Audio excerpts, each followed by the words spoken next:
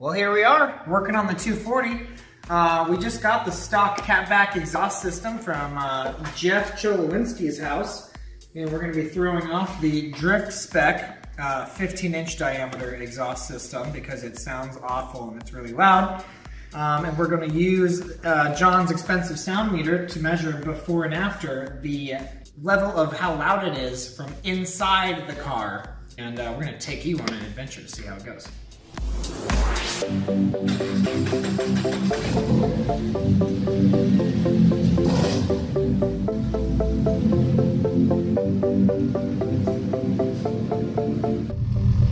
Okay. What? 68 decibels. Okay, thank God. Jesus.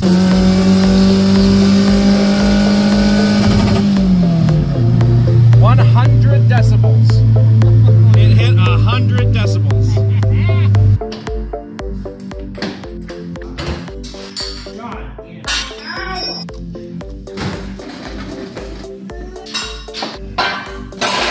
Yay!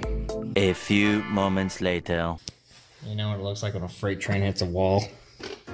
So this is the exhaust. And then a foot away from it is the rest of the exhaust. Huh. They're not even close to Wow. Yeah, that's... lining up where they could even be close to being friends. Like even the flanges are like rotated completely differently and stuff. Huh. John? Yeah. Do you have a tape measure? I think I figured out where our exhaust leak is coming from. Where's that? Probably where the cat delete pipe attaches to the header Yeah? collector. Because I didn't tighten any of it down. So you're saying when I was chasing my tail at idle trying to get the AFRs right? Yeah, you should have known it was an exhaust leak. Alright, what's our plan? This is, I believe, the ball and socket side that goes on the header. What we're gonna do is take the old exhaust and cut 14 inches into it, which is that yellow mark right there. Then these will attach like they want to. Then I'm gonna cut that.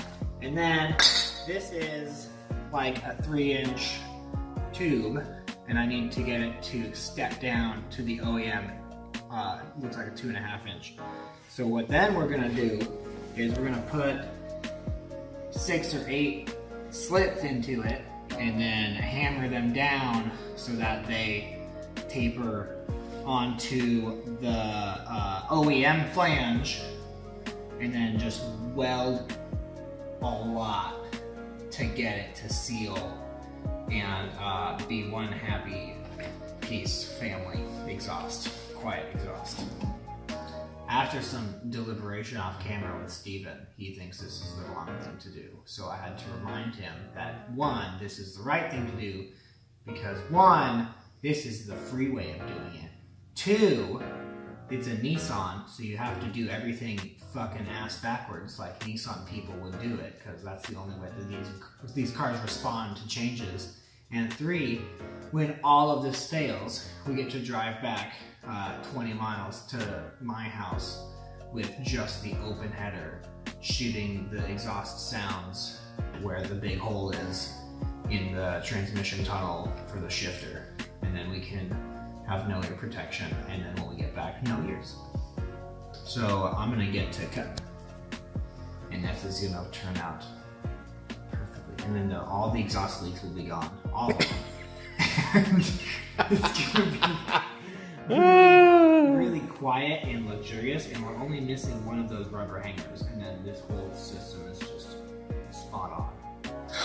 Well, I wanted to do all that stuff I just talked about, but then I realized that Steven needs to go to Medford still tonight, and it's that o'clock, and obviously I was gonna fuck everything up, so that was gonna take all night. So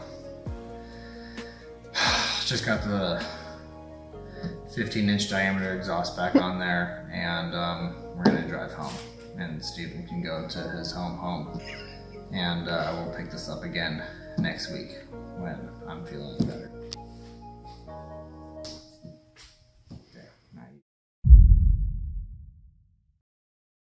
So it's been about a month since you saw me depressed that the exhaust wasn't going to work out. I was not here to help film, but John took control of the situation and welded up a second pipe that goes after the test pipe to bridge the gap between the OEM exhaust and the cat delete. So thanks to John, the stock exhaust is now on, so we get to go finally test what the sound difference is between stock exhaust, cat back, versus the other Drift Magic super loud exhaust. I think it's gonna be really quiet. I'm hoping it's quieter. I mean, it's we just know audibly it's way quieter. Yeah, it's so quieter than my MR2. By a pretty good margin. Because of resonation. And maybe because of everything else. I think a lot of other things. Definitely because of resonation. Yeah. Resignation. Okay, let's go find out.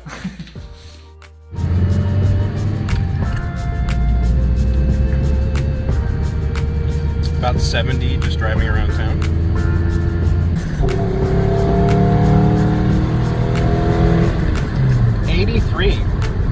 That is so much quieter. Yeah. It was nearly 100 decibels last time. Yeah. Well, I mean, even when we're accelerating, we can still have a conversation without really being that loud. Yeah, it's 80 decibels when you're accelerating. Sounds good, too. Yeah, it really does. The other exhaust sounded Alright, and you think about what you did. I'll be back in a bit. Anyways, so as you can see, the stock exhaust is way quieter, which I'm hoping will add to the resale value of the car, and I know that for the next while that I'm driving it, I will be a lot happier with it. It's genuinely quiet, and I hope all of you can see that stock exhausts are awesome, and you don't have any reason to ever get rid of them. Always run stock. Does that mean I need to go back to the stock exhaust on the Prelude?